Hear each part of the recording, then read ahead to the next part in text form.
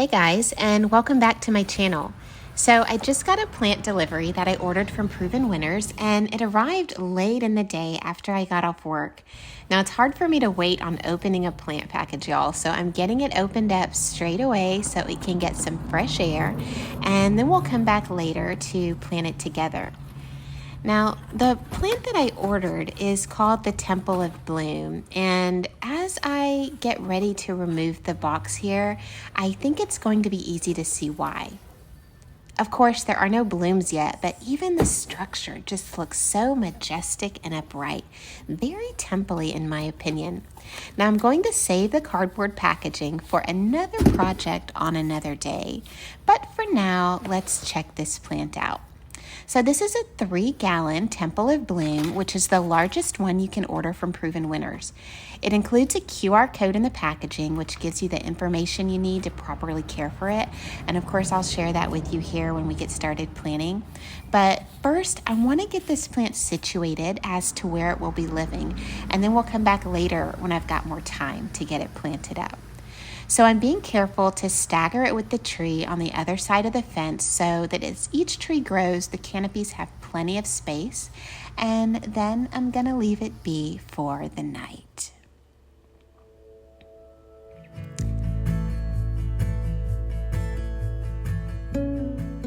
All right, so it's time to get started planting. So let me tell you a little bit about the Temple of Bloom. It took about 5 days from ordering to delivery to my home. I'll pop up a picture on the screen of what the mature plant looks like so you can see the end game that I'm going for. But this plant is hardy in zones 5A to 9B, and I'm in zone 9B here in South Texas, so it should hopefully do well. It's going to grow to be a small tree, and so at maturity it will be on average about 10 feet tall. Some locations can get it a bit taller, up to 15 feet or maybe even 20, but generally you can expect about 10 feet tall on average, and 6 to 10 feet wide. It blooms through the fall on new wood, and then it loses its leaves in the summer. The blooms are fragrant and white, and they're going to last for a few weeks, and then we're left with these small red modified leaves called bracts, which make the tree look like it's blooming red. Even when this plant loses its leaves in the winter, it has a multi-trunk form with peeling bark for awesome winter interest. And then in the spring, dark foliage appears and the cycle begins all over again. So each season, there really is something fun to look forward to. Now, my soil is very clay and it hasn't rained in a while, so it was pretty tough to work with. But what I found to work really awesome was to use the corner of my shovel to cut into it and then just remove the soil that way.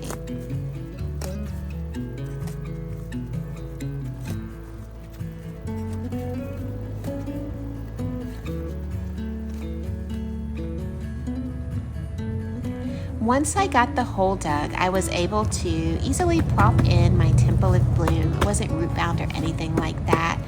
And so I'm just getting it out of the container, giving it a few gentle beats on the side, and then placing it into the hole.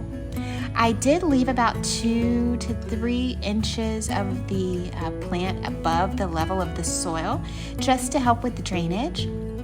And I'm just getting it situated exactly where I think it'll look the best. And once I've got that squared away, it's time to go ahead and get ready to fill in the hole. So what I'm going to be using is Miracle-Gro organic mulch. I've never used this before. If you have, let me know how you liked it. I found it at Home Depot for about $3.50, somewhere in there, and I really liked the consistency of it. So what I'm going to do is just mix it in with the clay to make about a 50-50 mixture of clay soil with the organic mulch. And so that should hopefully help with drainage, especially as those wood chips begin to break down. So what I'm doing is I'm just mixing it up and working it together. It's actually pretty therapeutic to do. And the clay wasn't super sticky. It was more actually pretty grainy once you got down into it. So I'm being sure to pull out the weeds and pull out the grass runners. And then once I've gotten it fairly clear, I'm gonna begin to push it all back into position. So just making sure to go all the way around the sides of the plant and stabilize that plant really well. Now, as I was working, it occurred to me that I had intended to put in some fertilizer. So you see me making a little trench, not removing the plant all the way, just making a little trench so I can go back with some fertilizer. The fertilizer I'm using is Hollytone, and it's by Espoma. It's organic, and I don't know that it was super necessary, but it made me feel better to put it in, and it certainly can't hurt. So I'm just generously sprinkling it all around the circumference of the plant while it's still exposed. And once I've gotten what I think to my eyes looks sufficient, I'm going to go ahead and push the rest of the soil back around the plant and make sure it's nice and tucked in to its new position. Now I want to make sure to get all of that soil off of the grass or the surrounding grass, just to try to keep the grass from dying. Eventually, I plan to expand this bed, and so that grass is hopefully going to go away, but I'm not quite ready to do that today.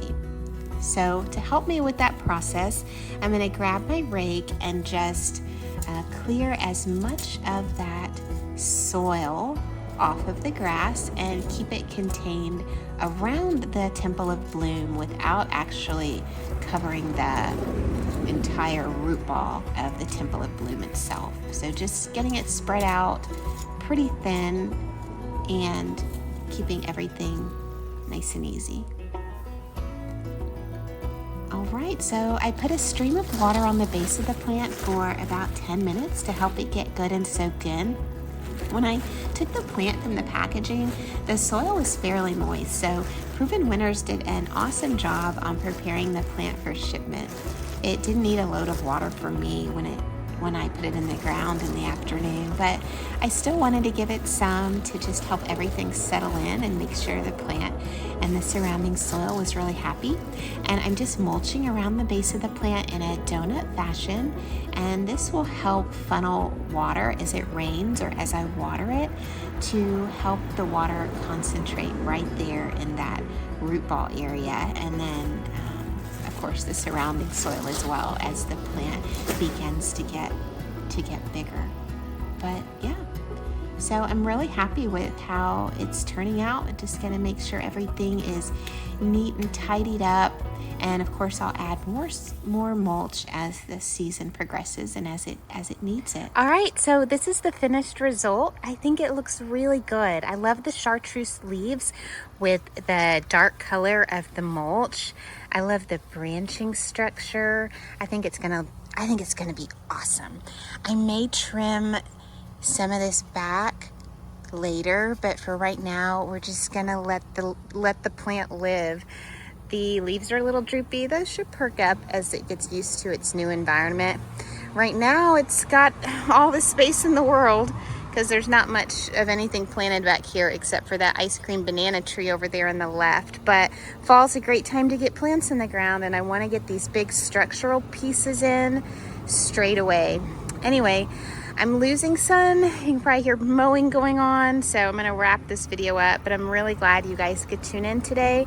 If you liked it, please let me know, and I look forward to seeing you at the next time, at the next video. So until next time, bye.